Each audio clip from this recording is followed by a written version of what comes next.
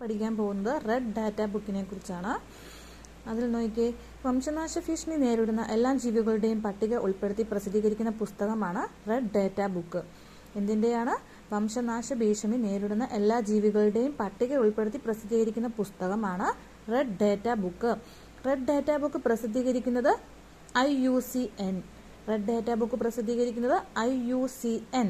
Red data ബുക്കിലെ pink പേജുകളിൽ ഉൾപ്പെടുത്തിയിരിക്കുന്നത് ഗുരുതര വംശനാശ ഭീഷണി നേരിടുന്ന ജീവിവർഗങ്ങൾ.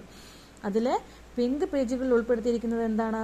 ഗുരുതര വംശനാശ ഭീഷണി നേരിടുന്ന ജീവിവർഗങ്ങളെ കുറിച്ചാണ്.